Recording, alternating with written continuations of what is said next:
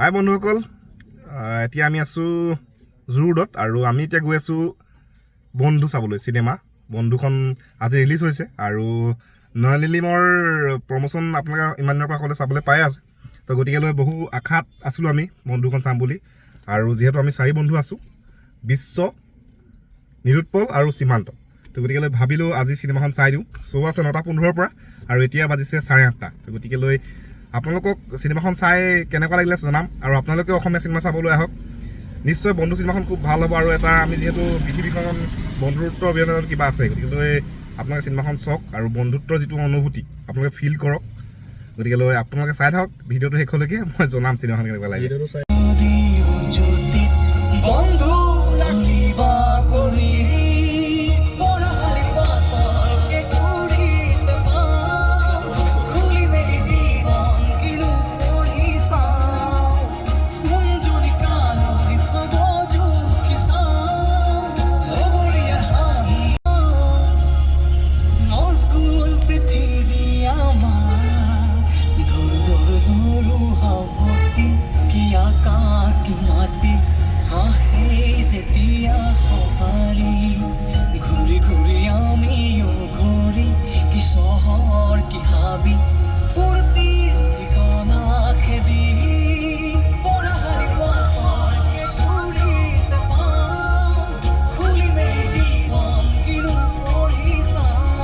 এতিয়া আমি আহি উপস্থিত হৈছোঁ চিনেপলিছত, আপোনাৰ চেণ্ট্ৰেল মলত, আৰু অলৰেডি চব মনটোৰ এক্সাইটমেণ্ট চবতে আছেই। তো মোৰ লগত আছে মোৰ সিমানটো কিয় অনুভৱ মানে কি অসমীয়া চিনেমা চাব লাগে, মেইন কথা প্ৰথম সেইটো কাৰণেই আহিছোঁ। নয়ন চিনেমা এখন বহুত দেখি আছোঁ, ভাল হ'ব যেন লাগিছে, সেইকাৰণে চাওঁ।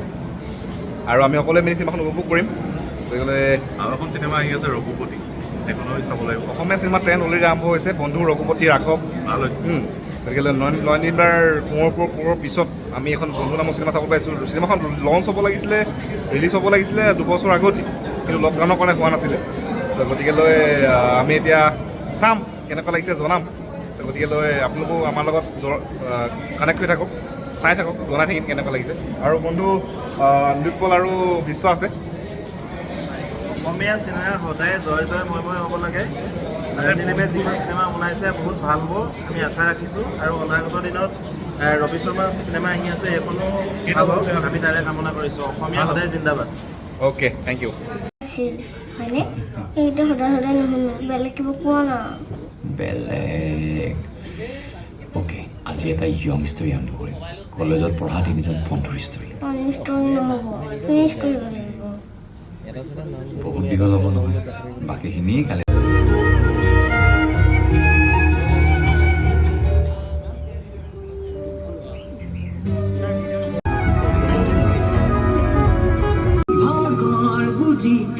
নাপালো কান্ধত পৃথিৱী দাঙিলো, তামাম কিৰিলি পাৰিলো হেজাৰ চুপ।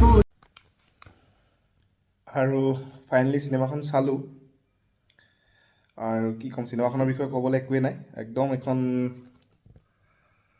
অন্তৰত দুখ পোৱা চিনেমা। একচুৱেলি বহুত এক্সাইটমেণ্ট লৈ পেলাই চিনেমাখন চাবলৈ গৈছিলোঁ আৰু ভাবিছিলোঁ বহুত এখন ধুনীয়া চিনেমাৰ নয়নলিমে আমাক উপহাৰ দিব, কিন্তু তেনেকুৱা একো বিশেষ নহ'লে। চিনেমাখনৰ মানদণ্ড একেবাৰে শোচনীয়।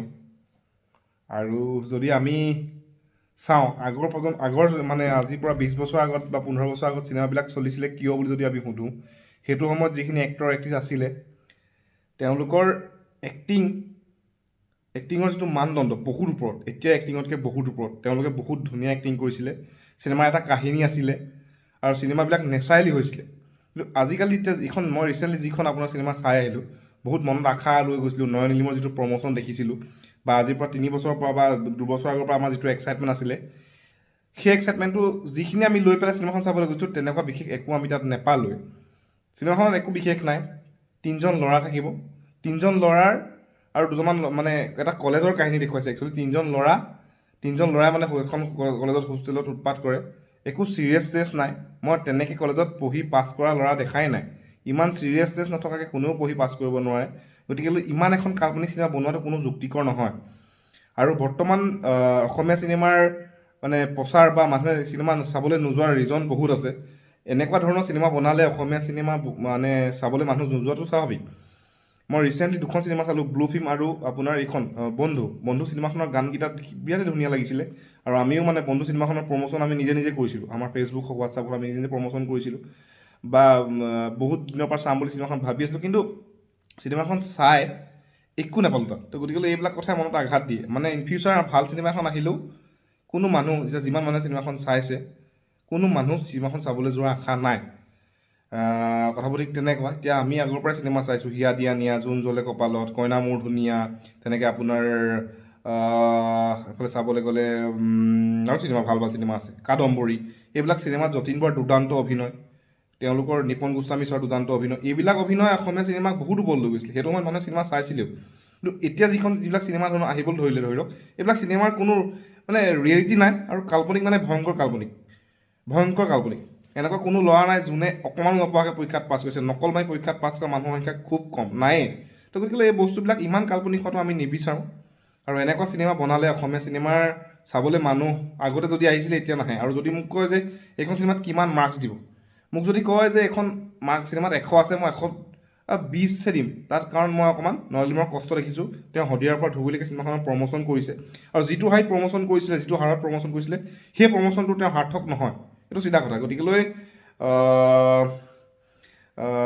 নতুন প্ৰজন্ম যোন আহি আছে বা যোনে চিনেমা বনাবলৈ বিচাৰি ফুৰিছে তেওঁলোকক মই জনাই দিছোঁ যে এনেকুৱা ধৰণৰ চিনেমা নবনায় মানুহে নাচায় গতিকেলৈ চিনেমাখন চাই আমি একদম মানে কি ক'ম মনত এটা শান্তি নাপালোঁ কোনো ধৰণৰ কাহিনী নাই গতিকে এনেকুৱা অনৰ্থক চিনেমা বনাই অসমীয়া ফিল্ম ইণ্ডাষ্ট্ৰিটোলৈ বৰবাদ মাটিত আনিব ধন্যবাদ বাই গুড নাইট